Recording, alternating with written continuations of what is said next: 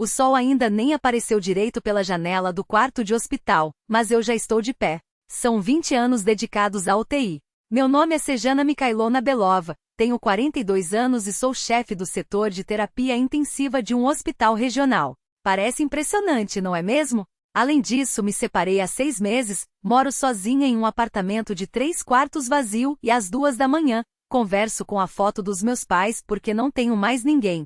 Como dizem em entrevistas de emprego, permita-me me apresentar. Me formei na Faculdade de Medicina com louvor, fiz residência sob a orientação do lendário Anton Pavlich Chekhov do nosso hospital, o Dr. Sergei Viktorovich Podolsky.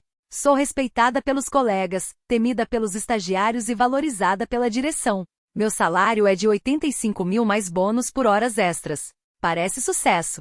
Sim. Só que toda noite, a caixa do supermercado da esquina, a Nina pergunta, Sejana Mikhailona, de novo só para uma pessoa? Essa frase dói mais do que qualquer bisturi. Hoje começo a ronda pela 7ª enfermaria. Empurro a porta e cumprimento com um aceno a jovem enfermeira Svetlana, de 22 anos. Ela ainda está no 4º ano da faculdade de medicina e acredita em milagres, sem saber como às vezes dá vontade de gritar quando um paciente se vai, apesar de todos os esforços. Bom dia, Sejana Mikhailona, ela sorri. Os sinais estão estáveis, sem alterações. E há quanto tempo sem alterações? Pergunto, embora já saiba a resposta. 4 dias, responde S, olhando a ficha com os dados. Na cama hospitalar branca está deitado um homem, Vadim Andreevich Morozov, 38 anos, empresário, dono de uma rede de lojas de materiais de construção. Agora, porém, está em coma de 3º grau após um gravíssimo acidente de carro. Me aproximo, observando o rosto imóvel. Os cabelos já cresceram, e a barba por fazer se transformou em uma barba cheia. Preciso pedir ao auxiliar para fazê-lo barbear. A esposa veio? Pergunto a Svetlana, embora já conheça a resposta. Não, Sejana Mikhailova, nenhuma vez nesta semana. E nem na anterior, acrescento mentalmente. Os aparelhos emitem um zumbido constante, exibindo linhas regulares de pulso, pressão e respiração no monitor. Amanhã haverá uma reunião médica. 3 meses é o prazo em que os médicos começam a discutir se vale a pena manter a vida artificialmente. Olho para o rosto imóvel do paciente e algo familiar passa por suas feições. Franzo a testa tentando captar uma lembrança que escapa. Não, provavelmente é só impressão. Ao lado da cama, sobre a mesinha, está uma carteira de couro desgastada. Foi entregue junto com seus pertences pessoais. Uma vez, por curiosidade, olhei dentro, apenas para encontrar contatos de familiares. Entre os cartões de plástico, encontrei uma foto antiga e amarelada. Uma imagem do pátio de um prédio da era Khrushchev, onde morei com meus pais na infância. Coincidência? Não sei. Mas reconheci aquela bétula, aquele banco descascado, aquele cogumelo torto sobre a caixa de areia. Com cuidado, tiro a foto da carteira. E as memórias voltam com força. Um menino magro e cheio de hematomas do prédio ao lado, sempre com um olhar triste. Vadik Varka, era como os garotos da rua o chamavam, e eu, Sneka, 2 anos mais velha, filha de médico e professora, sempre o defendia. Deixem ele em paz, gritava balançando a mochila. Depois o levaram para um orfanato. Lembro-me de ficar parada na entrada do prédio, vendo as tias sérias de ternos rígidos o levarem até o carro. Ele se virava o tempo todo. E eu enfiei em suas mãos o meu urso de pelúcia, desgrenhado, com olhos de botão de cores diferentes. Ele vai te proteger, Vadik. Será que aquele Vadik e este homem na cama do hospital são a mesma pessoa? Como ter certeza? Sejana Mikhailovna, você já está aqui há 15 minutos. Na porta está Ina Vasilievna, a enfermeira-chefe do setor. 58 anos de experiência e nenhuma paciência para fraquezas humanas. E na 3ª enfermaria, a paciente Petrova está esperando atendimento. Estremeço, devolvendo a foto ao lugar. Sim, Ina Vasilievna, já vou. Dedicando atenção demais a um paciente VIP? Ela aperta os lábios. Mas amanhã, pelo que sei, haverá uma reunião sobre ele. 3 meses sem alterações nos sinais. Você sabe qual é a decisão nesses casos. Há um tom de satisfação mal disfarçada em sua voz. Ela nunca escondeu a inveja pela minha posição. Eu mesma decido a quem e quanto tempo dedicar, respondo com frialdade. E a decisão sobre o paciente Morozov será tomada em reunião, não em fofocas de corredor. Ao sair, noto sobre a mesa da enfermeira um desenho infantil colorido. Uma casa, um sol, 3 figuras. Mãe, pai, filha. De onde é isso? Pergunto a Svetlana. Ah, é da Dasha, do setor infantil. Às vezes ela aparece por aqui, tagarela. Sonho em ter uma família de verdade. Assinto e saio da enfermaria. No bolso do jaleco, o celular vibra. O nome de Arthur aparece na tela. Meu ex-marido. Por que está ligando? Já discutimos tudo há 6 meses, quando ele arrumou as malas e bateu a porta. Você é casada com seus pacientes, não comigo, gritava na época. Snezana, olá. Sua voz soa estranhamente suave. Escuta, eu estive pensando. Que tal nos encontrarmos, conversar sobre algo? Aperto o telefone entre o ombro e a orelha enquanto reviso o prontuário do próximo paciente. Nós? Eu estava errado, ele se apressa. Que tal tentarmos de novo? Congelo por um instante. 6 meses atrás, eu daria tudo por essas palavras. Agora não. Arthur, é tarde. Tenho trabalho, pacientes esperando. Sempre a mesma Snezana, responde ele, amargurado. Seus pacientes sempre em primeiro lugar. E quem vai te dar um copo d'água quando você envelhecer? Desligo a chamada e guardo o telefone no fundo do bolso. Agora não é hora de pensar nisso. Mas em algum canto da alma, suas palavras cutucam uma ferida aberta. Quem me dará um copo d'água? Para quem sou realmente importante quando tiro o jaleco branco? A pergunta ecoa no vazio e não tenho resposta. Amanhã será reunião sobre Morozov. Amanhã talvez seja preciso decidir pelo desligamento dos aparelhos. E por algum motivo, esse pensamento não traz a frieza profissional costumeira, mas uma dor apertada no peito. Na mente, a foto antiga da carteira volta a aparecer, junto com a imagem do pequeno Vadik assustado, apertando contra o peito o urso de pelúcia surrado. O plantão noturno na UTI sempre tem algo de especial. A luz suave, o zumbido constante dos equipamentos, os passos silenciosos das enfermeiras pelo corredor. Nessas horas, o hospital parece outro mundo, onde o tempo flui diferente. Gosto desses turnos. Eles permitem refletir, ficar a sós consigo mesma. Mas hoje os pensamentos se embaralham, voltando sempre à foto na carteira de Vadim Morozov e à reunião de amanhã. A antiga foto do pátio da infância. Não pode ser coincidência. Tento reconhecer no rosto imóvel daquele homem os traços do pequeno Vadik, mas os anos, a barba e as faces encovadas pela doença tornam isso quase impossível. Sejana Mikhailona. A voz de Svetlana interrompe meus pensamentos. Na terceira enfermaria, os sinais estão críticos. Me levanto de um salto, sentindo o coração afundar. Terceira enfermaria. Sokolov, infarto. Operado ontem. Como deixei passar? Corro até os monitores e de relance, vejo a linha do pulso oscilando no ecrã. Adrenalina. Dou ordens enquanto calço as luvas. Preparem o desfibrilador. Nos meus relógios, 15 minutos de luta pela vida. 15 minutos em que nada mais existe além do ritmo frenético das manobras de reanimação, comandos precisos, rostos tensos da equipe. Até que, finalmente, o bip constante do cardioscópio. Estabilizamos. Sejana Mikhailona, você o salvou. Exalamos todos, murmura Svetlana, o rosto brilhando de suor. Só agora percebo como minhas mãos tremem. 20 anos em UTI me acostumaram a essas situações, mas hoje algo saiu errado. Quase deixei escapar o momento crítico, distraída com pensamentos pessoais. Isso não é profissional. Isso é imperdoável. Observem a cada 15 minutos, ordeno, tirando as luvas. E me avisem de qualquer alteração. Saio para o corredor, tentando acalmar o tremor nas mãos. Do lado de fora, a noite de outubro é espessa, impenetrável. A chuva bate no vidro como dedos impacientes. 3 da manhã. Os olhos ardem de cansaço. Decido fazer uma ronda, checar cada paciente, especialmente os mais graves. Sétima enfermaria. Vadim Morozov segue imóvel, como sempre. Por um instante, julgo ver seus dedos se mexerem, mas não, apenas um jogo de sombras. Aproximo-me da janela. No pátio do hospital, a escuridão e a chuva engolem tudo. Os postes de luz recortam caminhos molhados, arbustos desfolhados, um velho bétula junto ao muro. Espere. Debaixo da árvore, algo ou alguém se encolhe contra o tronco, tentando se esconder da tempestade. Uma criança. Às 3 da manhã. Sem hesitar, agarro o jaleco do cabide e corro para a escada. O pátio me recebe com uma saraivada de chuva gelada. Corro em direção à bétula, sentindo a água escorrer pelo pescoço, os chinelos encharcados. Ei! Chamo a figura. Ela estremece, pressionando-se contra a casca. Uma menina, 9 anos no máximo.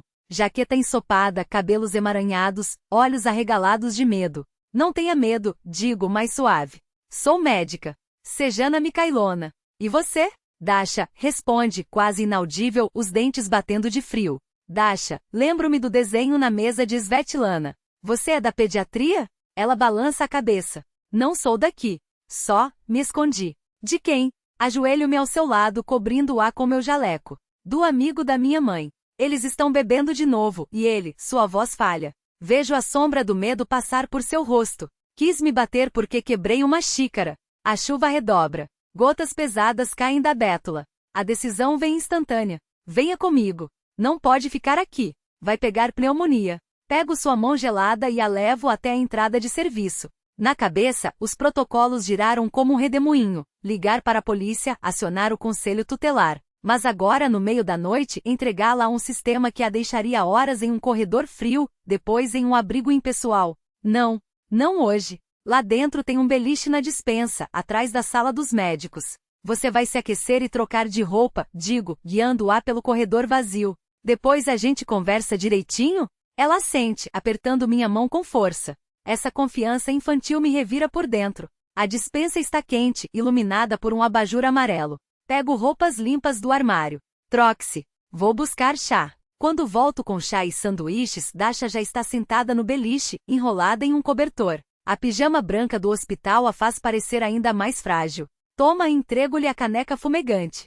Aqueça-se e me conte tudo. Sua história é dolorosamente familiar. Mãe solteira, alcoolismo, uma sucessão interminável de tios, um quarto em um albergue de paredes de papelão.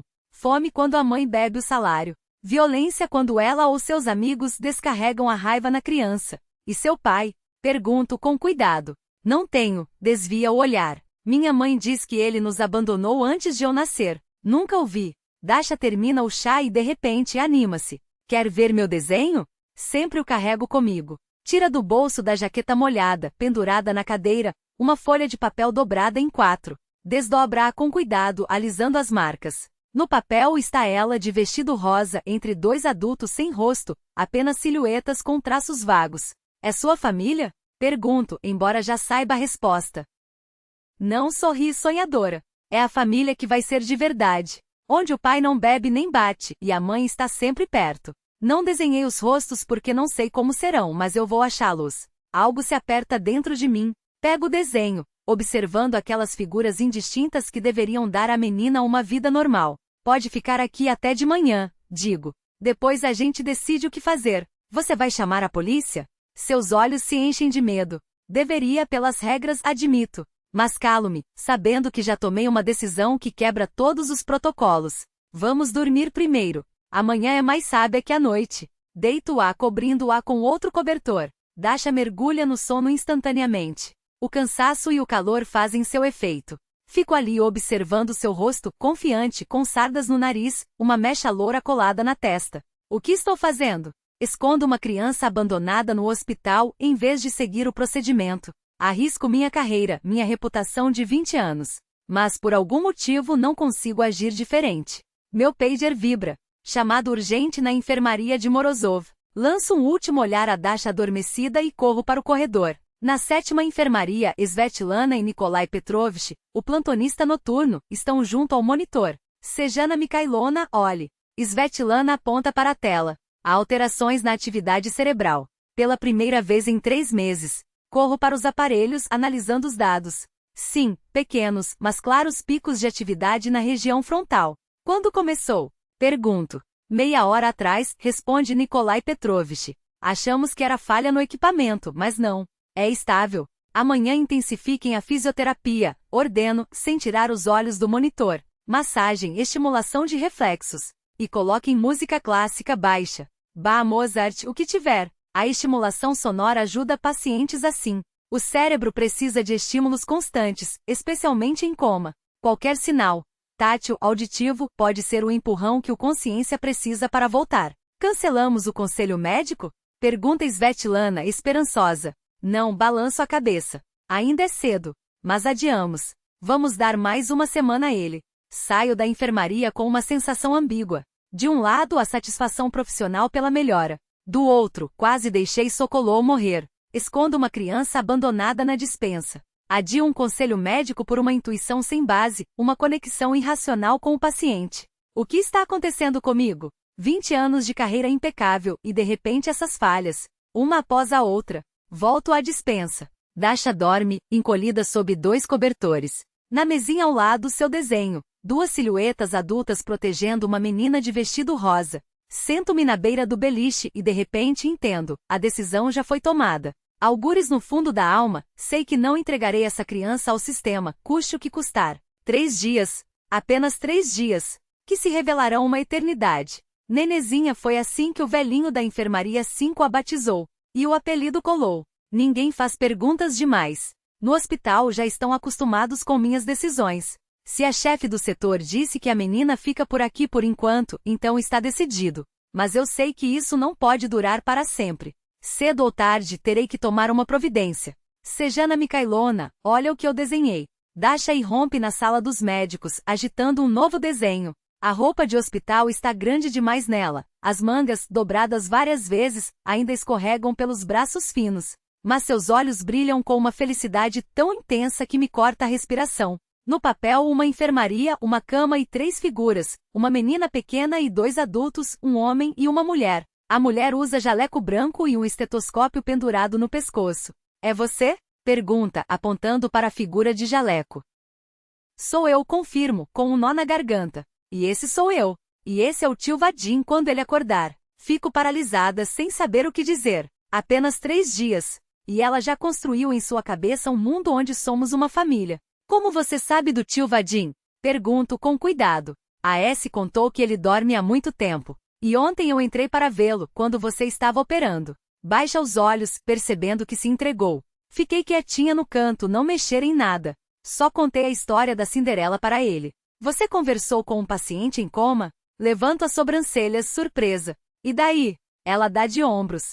A S disse que quem dorme assim ouve tudo, só não pode responder. O tio Vadim está tão sozinho. Nem a esposa vem visitá-lo. Isso não é certo. Há tanta indignação genuína em sua voz que não consigo evitar um sorriso. Às vezes a simplicidade infantil revela verdades que nós, adultos, demoramos anos para enxergar. Posso ir vê-lo de novo? Pede com um olhar suplicante. Fico quietinha no cantinho, contando histórias. Quem sabe ele acorda. A parte racional de mim quer explicar que despertar de um coma não depende de contos de fadas.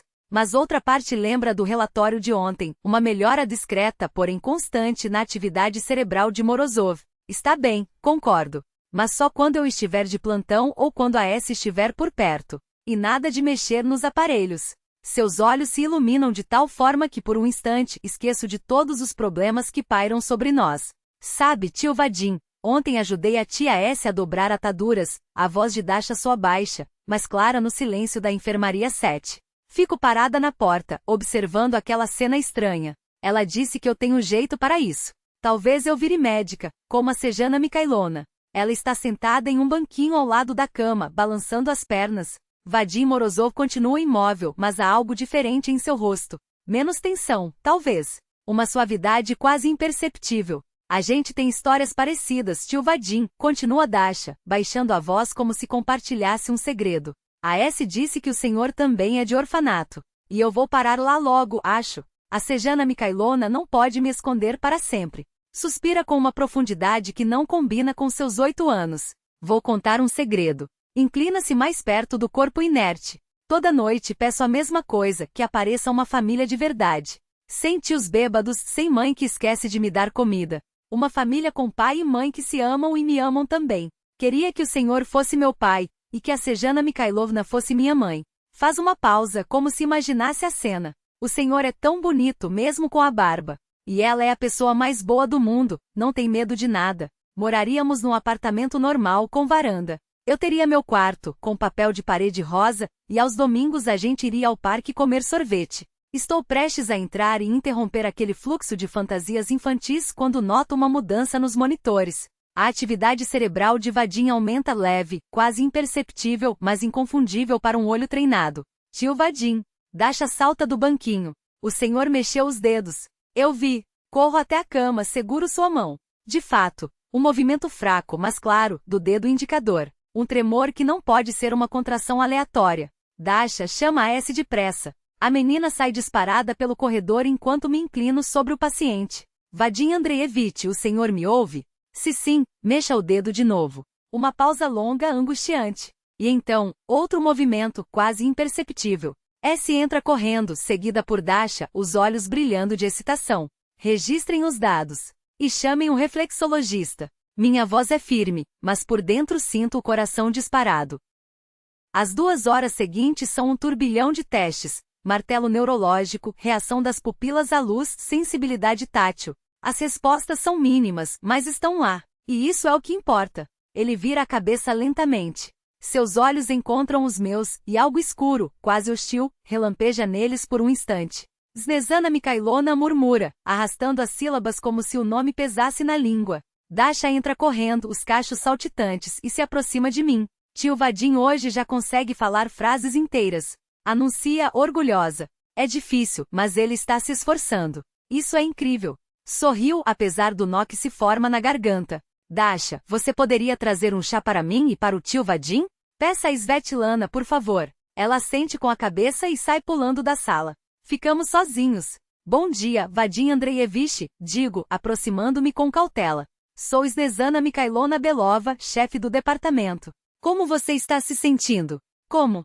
Sua voz é áspera, cada palavra arrancada com esforço. Como um homem deve se sentir depois de 3 meses em coma? As gotas de suor brotam em sua testa enquanto ele força as sílabas, mas há algo cortante em seu tom, uma ironia amarga que não esperava. Para alguém que acabou de sair de um coma de 3 meses, seu senso de humor está surpreendentemente intacto, respondo, ajustando o soro sem tirar os olhos dele. Onde sua voz endurece. Minha esposa? A Sergeyevna veio nas primeiras semanas, digo, escolhendo as palavras com cuidado. No último mês, ela não apareceu. Sabia. Cospe ele, e o ódio naquelas 2 sílabas me faz estremecer. Que ela ia fugir com o amante. Seu rosto se contorce em uma careta de raiva. Os dedos da mão boa se fecham em um punho. O monitor começa a apitar. A frequência cardíaca dispara, a pressão sobe. Vadim Andreevich, você precisa se acalmar, coloco a mão em seu ombro. Não me toque. Ele sacode o ombro com violência, como se meu contato queimasse. Todos vocês são iguais. Sua respiração é ofegante. Só esperam o momento de me declarar morto. Seus olhos estão cheios de uma dor tão profunda que recuo instintivamente. Não há mais traços daquele menino assustado que eu conhecera anos atrás. Só resta fúria. E decepção. Saia. A palavra sai clara, sem gaguejar, quase um grito. Vá embora. Agora. Nesse momento, Dasha retorna com 2 xícaras de chá. Ela para ao ouvir o tom de voz dele, mas em seguida avança com determinação, como uma pequena adulta. Tio Vadim, por que você está gritando? Pergunta severa. Você não pode ficar nervoso, ainda está doente. E então acontece algo extraordinário. Ele se aquieta instantaneamente. Seu olhar amolece ao pousar na menina. Perdoe, Dasha murmura, e a raiva parece derreter como neve ao sol. Assim está melhor. Ela aprova, colocando as xícaras na mesinha ao lado da cama. A tia Svetlana disse que você já pode tomar chazinho, mas só aos pouquinhos. Observo a transformação em silêncio. Com ela ele é outro, suave, quase frágil. Mas assim que faço menção de me aproximar, seus olhos voltam a se encher de hostilidade. Você pode ir, diz, evitando meu olhar. A Dasha e eu, nos viraremos. Assinto e saio da sala com o coração pesado. No corredor, esbarro em Svetlana. O que houve? Pergunta ela, notando minha expressão. Depressão pós-coma. Agressividade, respondo de forma clínica, escondendo o aperto no peito. É comum nesse tipo de trauma. E ainda tem a questão da esposa. Ela nem ligou para saber como ele está. Svetlana balança a cabeça, incrédula. E olha que ele é milionário, dono de uma rede de lojas. Dinheiro não compra lealdade, não é? Às vezes compra o contrário, murmuro, olhando pela janela.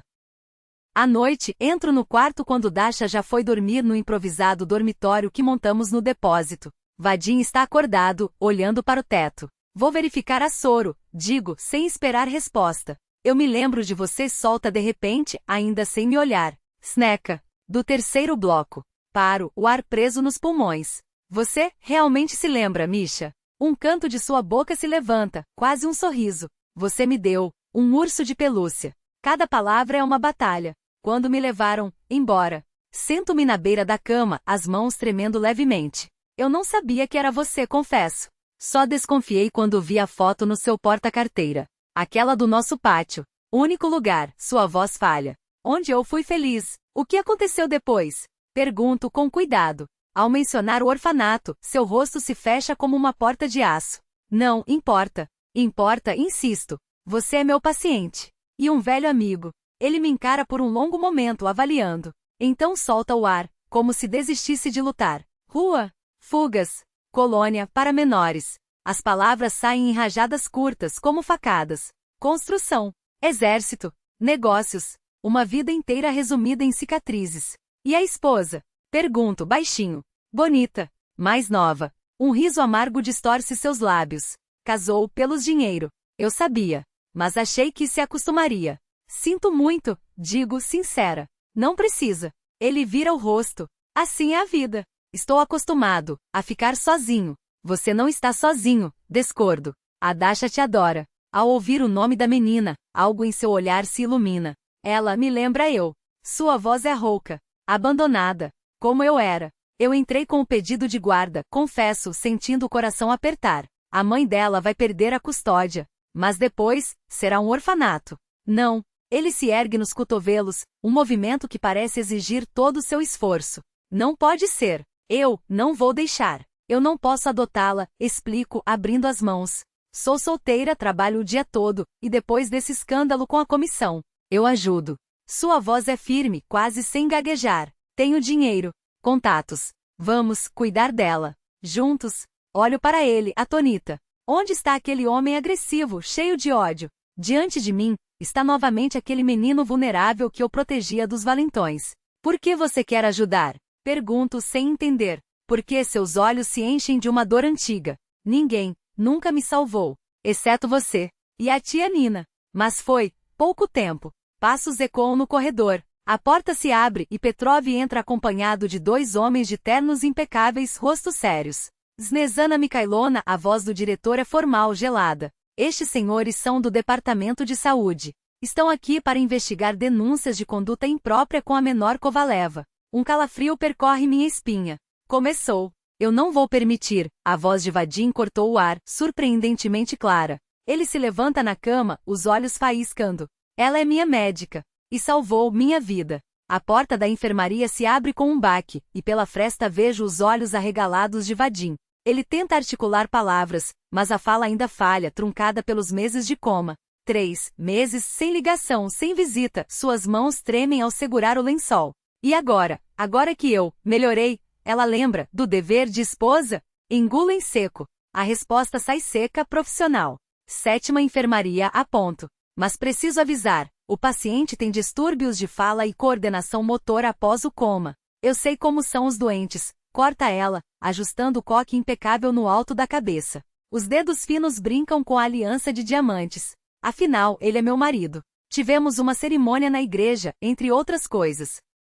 O tom autoconfiante me revira o estômago. Limito-me a um aceno curto e dou um passo para trás. Que ele decida se quer ver a mulher que o abandonou no momento mais sombrio. Meia hora depois, os gritos ecoam pelo corredor. A porta da enfermaria 7 se escâncara, e Alina irrompe como um furacão, o rosto contorcido em máscara de ódio. Você vai se arrepender, Vadim. Berra, sem se importar com os pacientes que espreitam pelas portas entreabertas. Vou arrasar você no divórcio. Metade dos seus magazins vão virar pó. Corro para dentro. Vadim está sentado na cama, pálido, as mãos trêmulas apertando o colchão. Mas nos olhos, uma chama que nunca vi antes.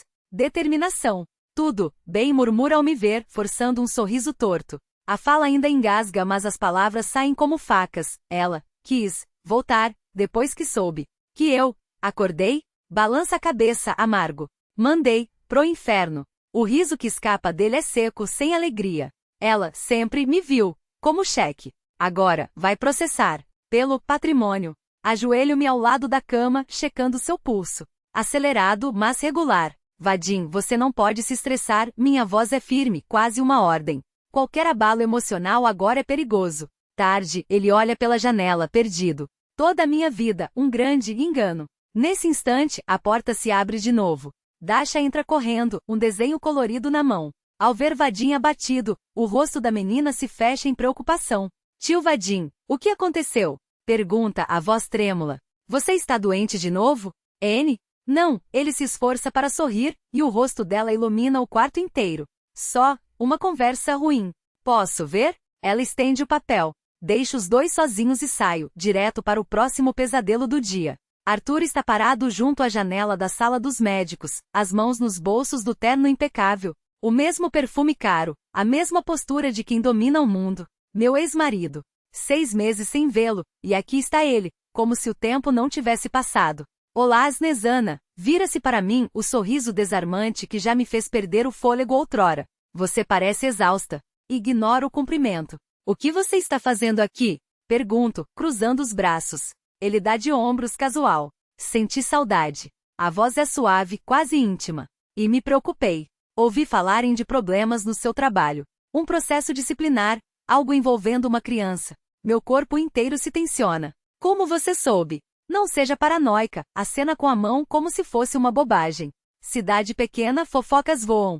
Principalmente quando se trata da chefia da UTI do hospital regional. Dá um passo à frente. O cheiro do perfume, aquele mesmo, me atinge como uma onda. Antigamente, ele me fazia girar a cabeça. Hoje só me dá náusea. Posso ajudar, Sneja, diz, usando o apelido que não ouvia há anos. Tenho contatos na administração, advogados. Podemos resolver tudo. Baixa a voz, quase um sussurro. Estou disposto a aceitar a criança, se você está tão apegada assim. Meus dedos se fecham em punhos. Você pensou em tudo, não é? A ironia queima minha garganta. Voltar atrás, recomeçar, com um filho adotivo incluído no pacote. Ele sorri paciente, como se estivesse negociando um contrato. Cometemos um erro ao nos separar. Você faz faltas, Snezana. Estou pronto para começar do zero. Pinta o quadro com palavras doces. Casa grande, família estável, sem plantões noturnos. Em troca eu abandono minha carreira completo, a voz subindo sem querer. Não imediatamente corrige suave. Aos poucos. Consultas particulares, 2 dias por semana. Mais tempo para você, para nós. Os olhos brilham, convencidos. Não era isso que você sempre quis. Olho para ele e de repente vejo com uma clareza cortante. Ele nunca me conheceu. Para Arthur, eu sempre fui um espelho dos desejos dele, não uma pessoa de carne e osso, com sonhos que não cabiam nas caixinhas que ele desenhava. Não, Arthur, balanço a cabeça. Eu nunca sonhei em largar meu trabalho. Sonhei que meu marido entendesse o quão vital ele é para mim. A voz não treme. Mais vital do que qualquer família. Seu rosto se fecha. Os lábios se apertam em uma linha fina. Você está cometendo um erro, Snezana. Agora, a voz é gelada. Um erro enorme. A quem você acha que interessa suas ambições profissionais e uma criança que não é sua? Ri seco, ao seu milionário da enfermaria 7. Você acha que Morozov vai olhar 2 vezes para uma médica-chefe quando tem dezenas de garotas jovens e bonitas ao redor? Recuo como se tivesse levado um tapa. As palavras doem mais que qualquer agressão física. Saia, digo baixa. Agora. Antes que eu chame a segurança. Ele me encara por um longo segundo. Depois vira-se para a porta, jogando por cima do ombro. Você vai se arrepender. A ameaça é calma, quase casual. Quando ficar sozinha, vai se arrepender. A porta bate. Fico ali, no meio da sala, com um vazio estranho no peito. Não é dor, não é raiva. É só a certeza cristalina de que nunca houve verdade entre nós. Mas não há tempo para digestão. Porque a terceira, e pior, tempestade do dia acaba de chegar. Svetlana Kovalev é o oposto absoluto da filha. Cabelos ruivos desbotados, rosto inchado pelo álcool, voz estridente que rasga o corredor. Atrás dela, 2 policiais e uma assistente social com uma pasta amarela. Onde está minha filha? Grita, os dedos apontando para mim como garras. Vocês sequestraram meu filho. Já fiz boletim de ocorrência. Aproximo-me mantendo a postura ereta, a voz firme. Boa tarde. Sou Snezana Belova, chefe da UTI. Como posso ajudar? Devolva minha Dasha. Ela avança, o hálito uma mistura de vodka barata e cigarro. Sou a mãe dela. Sua filha estava em estado crítico, explico medida. Hipotermia, desnutrição. Prestamos os cuidados necessários. Chamem uma ambulância então ou levem pro pediátrico. Interrompe a assistente social, secamente. Manter uma criança aqui, sem registro, é irregular. Na UTI. Svetlana guincha triunfante. Ou seja, quase morta, não é? Mentira. Virou-se para os policiais, viram? Ela mente descaradamente. Roubou e escondeu minha filha. É quando Dasha aparece no final do corredor. Ao ver a mãe, a menina empalidece. Réqua, as costas batendo na parede. Não, não quero, não vou. Dasha. Svetlana avança, os dedos se fechando no ar. Vem aqui, sua ingrata. Procuro você há uma semana. Asterisco. A garota se encolhe, os olhos arregalados de terror. Ela me bate, e os amigos dela também. Meu coração se parte, mas a lei não está do nosso lado. A mãe tem prioridade, a menos que se prove o contrário. Apresentei um pedido de destituição do poder familiar. Digo à assistente social baixa. A criança tem marcas de violência, desnutrição. Precisamos de uma avaliação judicial antes. A mulher franze os lábios. Até lá, a menor retorna à guardiã legal ou vai para um abrigo, se as condições forem inadequadas. Abrigo, Dasha treme, as lágrimas escorrendo. Não quero. Quero ficar com a Snežana Mikhailovna, e com o tio Vadim. Que tio? Svetlana estreita os olhos. Você anda apresentando minha filha para os seus amantes, sua. A situação ferve. Funcionários se aglomeram. Alguém chama o diretor clínico. Aperto Dasha contra mim, sentindo seu coraçãozinho disparado. Vou requerer a guarda temporária, digo, firme. Tenho todos os... A voz de Vadim ecoa no corredor, rouca mas clara. Ela fica conosco. Tenho todos os fundamentos legais, insisto, segurando Dasha com mais força. Essa criança está em perigo na casa de vocês. Svetlana solta uma risada sarcástica, quase um rosnado. Ah, claro! Uma solteirona de 40 anos que vive trabalhando dia e noite. Quem no mundo ia te dar uma criança, hein? Você acha que tem alguma chance? A voz atrás de mim corta o ar, firme e inabalável. Ela fica conosco. Todos se viram. Vadim está no corredor, apoiado em seu andador, a postura ereta apesar da fraqueza visível nos braços. Sem uma hesitação, sem um tropeço na fala, ele continua. Vamos entrar com o pedido juntos. Tenho recursos suficientes para garantir a ela uma vida digna. Todos os recursos necessários. O silêncio que se segue é pesado. Pela primeira vez desde que acordou do coma, Vadim fala sem gaguejar, com uma clareza que parece cortar o ar. A assistente social piscou confusa. E quem é o senhor? Vadim Andreevich Morozov. Ele se endireita ainda mais, apesar do tremor quase imperceptível nas pernas.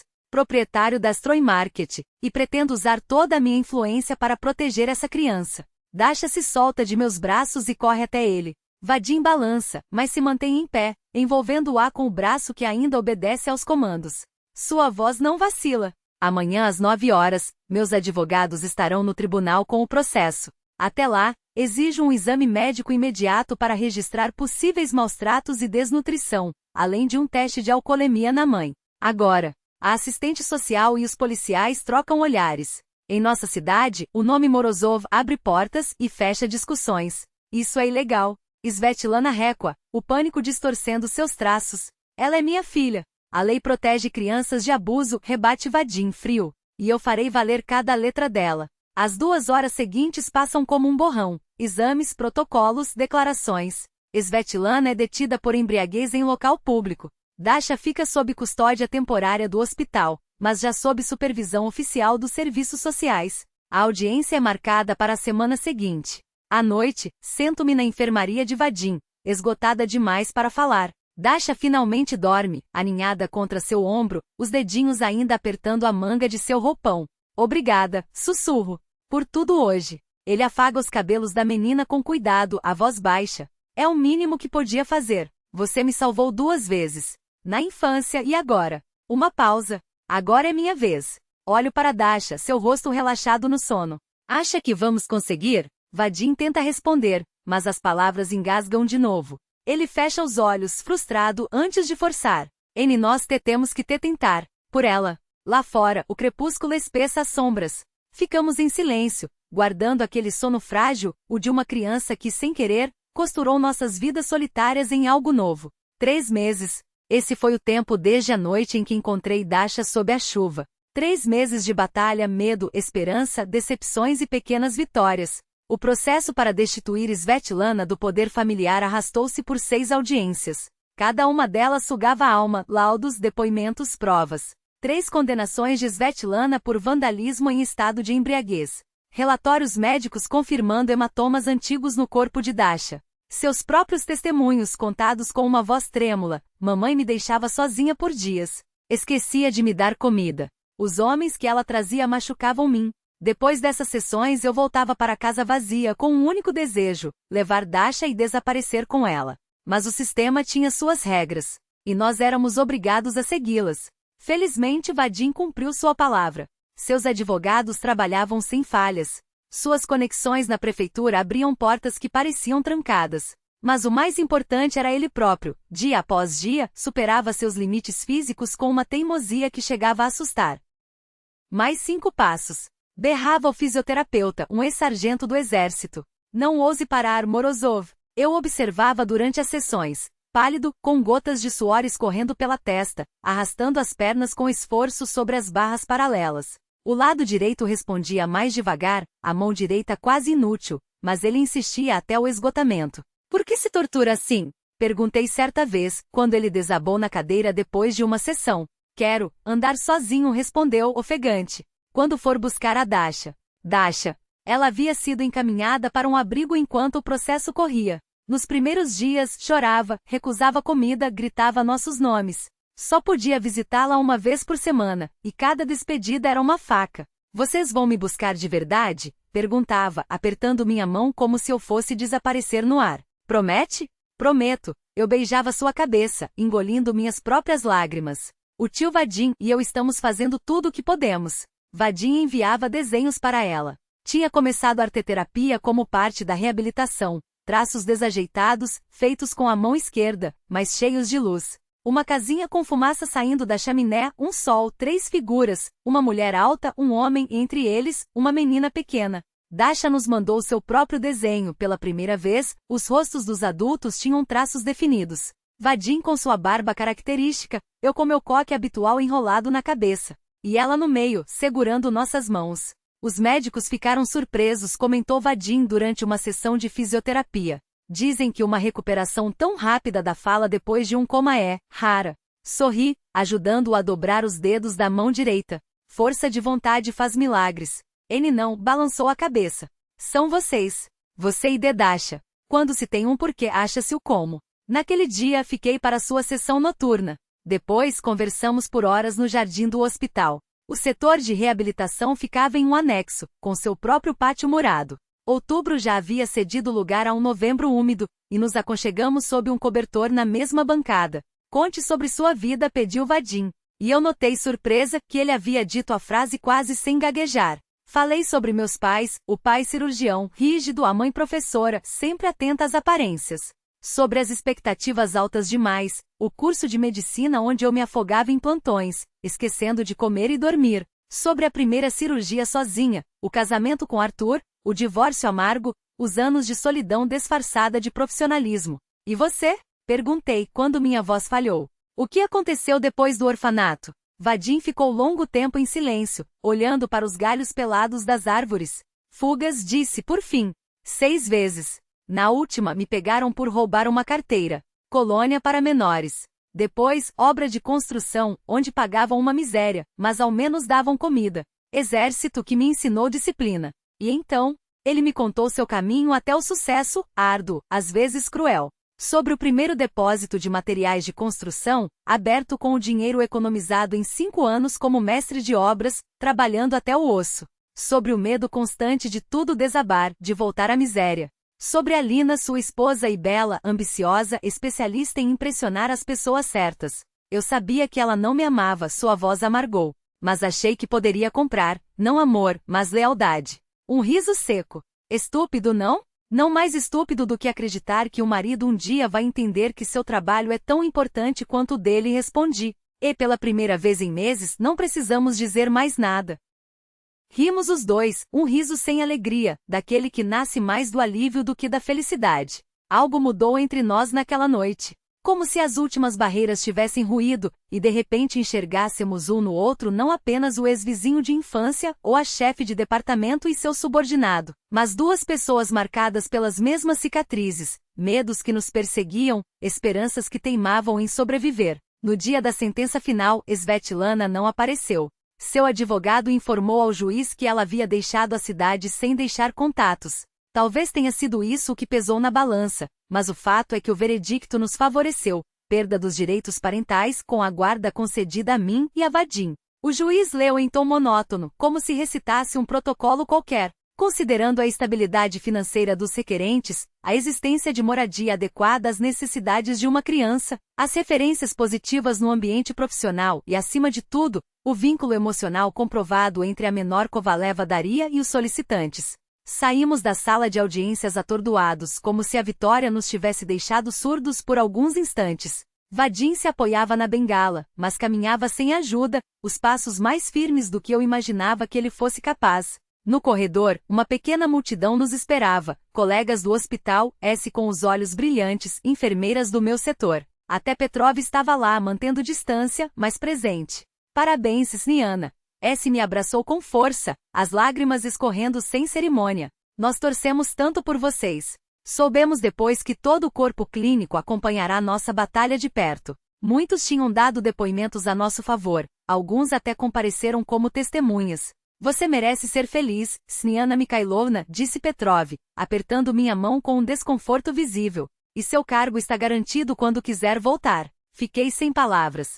Depois de tudo, a investigação interna, a advertência, a ameaça de demissão. Ele me oferecia uma segunda chance. Petrov permitiu-se um meio sorriso ao ver minha expressão. Encontrar um bom reanimador é mais difícil do que encontrar um funcionário obediente. E você é a melhor. Aquelas palavras valeram mais do que qualquer desculpa. Valeram por cada humilhação passada, por cada noite em claro questionando meu próprio valor. No mesmo dia, buscamos Dasha no abrigo. Ela saiu correndo em nossa direção com uma mochilinha nas costas dentro, tudo que possuía, alguns cadernos de desenho, 2 mudas de roupa e um coelho de pelúcia surrado, presente de Vocês vieram. Atirou-se em nossos braços, apertando-nos como se temesse que evaporássemos dali a um segundo. É verdade que vocês vieram? Claro que sim, Vadim se ajoelhou, ignorando a dor nas pernas ainda em recuperação. Prometemos, não prometemos? E promessa é dívida, asterisco. Ela nos olhava com os olhos brilhantes, mas havia ali no fundo, uma sombra de desconfiança que ainda não se dissipara. Agora você vai morar conosco para sempre sempre, confirmei, sentindo nó na garganta. Você é nossa menina. Asterisco. As primeiras semanas não foram fáceis. Mudamos para um apartamento espaçoso e ensolarado em um bairro tranquilo perto de um parque. Vadim insistiu que o imóvel fosse registrado em nome dos 3, em partes iguais. Dasha precisa saber que tem um lar, explicou. Um lugar que ninguém poderá tirar dela. Asterisco. A menina demorou a se adaptar. Nos primeiros dias, juntava migalhas da mesa e escondia nos bolsos. Guardava pão debaixo do travesseiro. Temia acender a luz do quarto para não gastar energia. Estremecia com barulhos altos e se escondia no armário quando alguém levantava a voz, mesmo que fosse apenas uma discussão ao telefone, nada dirigido a ela. Contratamos uma psicóloga infantil que, com paciência, ajudou Dasha a superar os medos.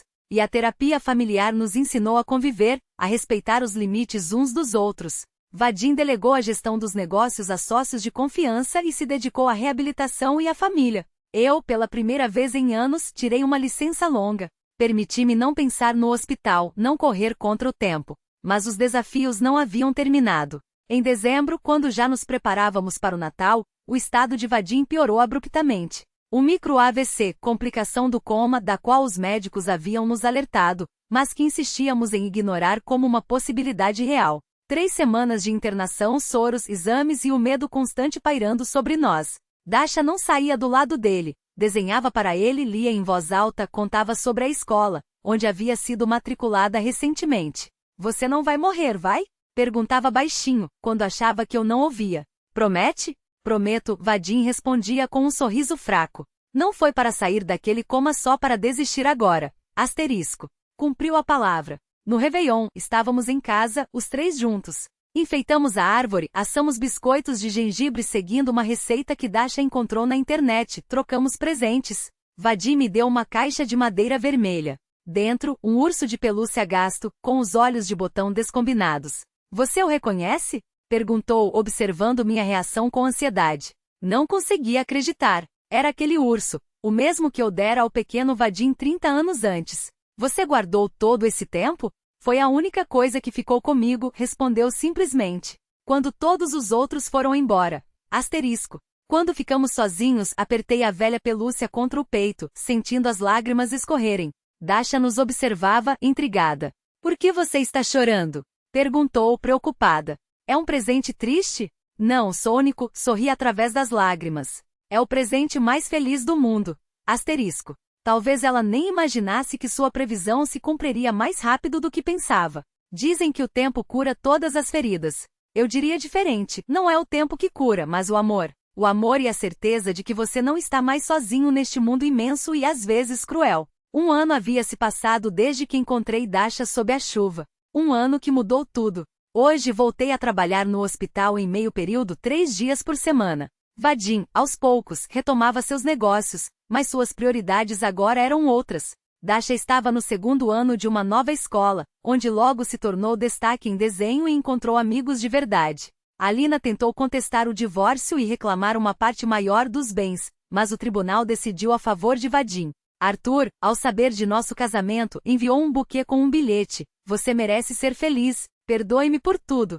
Não respondi, mas no fundo, agradeci por aquele gesto de reconciliação. E nós estávamos aprendendo a ser uma família, com todas as alegrias e desafios que isso implica. Aprendendo a confiar, a cuidar uns dos outros, a encontrar acordos. Não era fácil. Cada um de nós carregava sua própria carga de dor e decepções. Mas nos esforçávamos. Toda noite, ao deitar Dasha para dormir, eu pensava naquela noite de outubro em que via aquela pequena figura sob a chuva. Em como uma única decisão pode mudar uma vida inteira. Em como o destino, às vezes, faz curvas inesperadas para nos reconduzir às pessoas que realmente importam. Dizem que é preciso uma aldeia inteira para criar uma criança. Às vezes, porém, basta um pequeno ser para lembrar aos adultos o que realmente tem valor nesta vida. E cada vez que olhava para meu marido e minha filha, agradecia ao destino por me ter dado uma segunda chance. A chance de não ser apenas uma médica bem-sucedida, mas uma mulher feliz. A chance de criar um lar onde o calor não vinha apenas dos radiadores, mas da amor. A chance de lançar novas raízes onde antes havia apenas terra congelada e solidão. Era tarde da noite. Dasha já dormia, e Vadim adormecera na poltrona com um livro entre as mãos. Saí para a varanda de nosso novo apartamento. O céu de outono estava salpicado de estrelas e, ao longe, piscavam as luzes do hospital. Exatamente um ano antes, eu estava à janela do quarto 7 e vi aquela pequena silhueta debaixo da bétula. Um ano que virara minha vida de cabeça para baixo. Pensava naquele ano passado, na solidão fria em que vivi por 20 anos, no dever profissional que se tornará tanto escudo quanto prisão, nos pacientes que substituíram minha família em Vadim, aquele menino que um dia defendi no pátio da escola, e em Dasha, que nos unira com um fio invisível, mas resistente. Um ano antes, eu era uma médica impecável com um apartamento vazio e um coração ainda mais vazio. A vida seguia seu curso previsível. Trabalho, casa, raras ligações do ex-marido, o diploma de melhor reanimadora da região pendurado na parede do consultório. Até que uma noite chuvosa de outubro mudou tudo. Uma decisão, um passo em direção à bétula sob o aguaceiro, e o mundo nunca mais foi o mesmo. Meu telefone vibrou. Era uma mensagem de Sveta. Como está nossa princesa? Não se esqueçam, domingo é o aniversário do Kiriusha. Estamos esperando vocês. Sorri enquanto respondia. Ela está dormindo. Com certeza iremos. Dasha já desenhou um presente para ele. Sveta havia se tornado uma presença constante em nossa casa, quase parte da família. Seu filho Kirill fizera amizade com Dasha, e agora eles brincavam juntos com frequência. Quem diria que meus colegas de trabalho entrariam em minha vida pessoal, tornando-se amigos, e não apenas pessoas com quem dividia a rotina do hospital. Voltei para dentro do apartamento, passei pelo corredor e espreitei o quarto de Dasha. Ela dormia abraçada ao mesmo coelho de pelúcia que ganhará no abrigo. Na parede acima da cama, um colagem de seus desenhos, uma família, uma casa, um futuro que ela sonhara e que agora se tornava real. Em nosso quarto, Vadim já havia se transferido da poltrona para a cama, deixando o livro de lado. O ursinho de pelúcia com os olhos desiguais de botão, ocupava um lugar de honra na prateleira. Por 30 anos ele o guardara, 30 anos carregando consigo o símbolo de uma amizade infantil e de um cuidado que nunca esquecera. Como a vida é estranha. Às vezes, é preciso perder tudo para encontrar o que realmente importa. Sobre a mesa de cabeceira, uma fotografia, nosso primeiro retrato de família, tirado no dia do casamento. Dasha entre nós, com um vestido festivo e uma coroa de flores silvestres na cabeça. Seus olhos brilhavam de uma felicidade que cortava a respiração. Nossos rostos, abertos, felizes, sem sombra dos medos e desilusões do passado. Ao lado da foto, uma imagem de ultrassom. Um pequeno milagre que crescia sob meu coração havia apenas 2 semanas. Ainda não havia contado a Vadim nem a Dasha. Queria esperar o momento certo. Parece que Dasha pressentira antes de mim. Não por acaso, em seu último desenho, aparecerá um berço. Ao adormecer ao lado do marido, eu não pensava no passado, mas no futuro. No bebê que nasceria em 8 meses. Em Dasha que se tornaria uma irmã mais velha maravilhosa. Em Vadim que finalmente encontrara a família pela qual sempre ansiara. no trabalho, que agora ocupava seu lugar correto em minha vida, importante, mas não único, em nossa casa cheia de amor, risadas e planos. O velho ursinho de pelúcia, com seus olhos desiguais, nos observava da prateleira. Talvez, um dia, eu contasse a nossos filhos a história daquele urso. A história de como a menina Snezana protegeu o menino Vadim e de como, 30 anos depois, ele a salvou da solidão. De como o destino faz curvas inesperadas para nos reconduzir às pessoas que realmente importam. E sabe de uma coisa?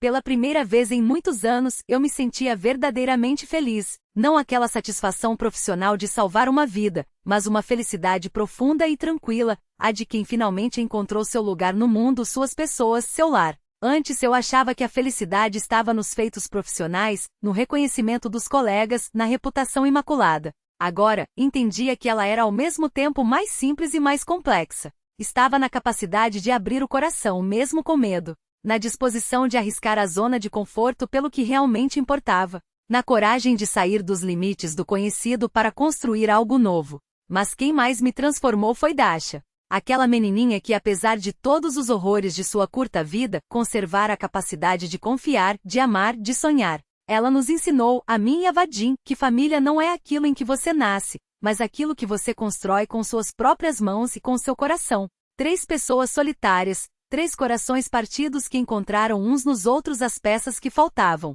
Agora seríamos 4 e quem sabe no futuro ainda mais. Uma família criada não por laços de sangue, mas por amor. Com esse pensamento adormeci, sentindo o calor de Vadim ao meu lado, ouvindo a respiração tranquila de Dasha no quarto ao lado, com a mão sobre a barriga, onde uma nova vida começava. Sem medo do futuro. Sem pressa. Apenas certa de que a vida não apenas recomeçara. Ela florescera, enraizara-se, lançara raízes profundas. E eu estava pronta para vivê-la por completo. Para cuidar do que conquistei, compartilhar calor com quem estava ao meu lado e nunca mais me esconder atrás da máscara do profissionalismo, fugindo dos próprios sentimentos.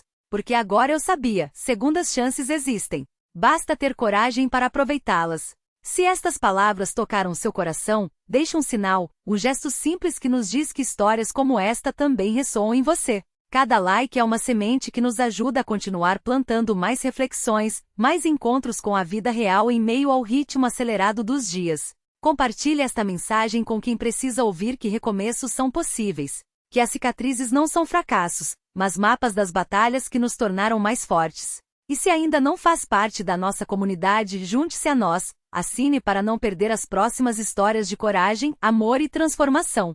De qual canto do mundo você nos lê hoje? Deixe nos comentários, adoraríamos saber onde estas palavras encontraram um lar. E se quiser mergulhar ainda mais fundo, no perfil você encontra uma coleção de relatos que, assim como este, falam direto à alma. Que a vida lhe presenteie com saúde para abraçar cada dia e com a leveza de quem já aprendeu que, às vezes, o melhor caminho é simplesmente deixar florescer. Até a próxima história. M.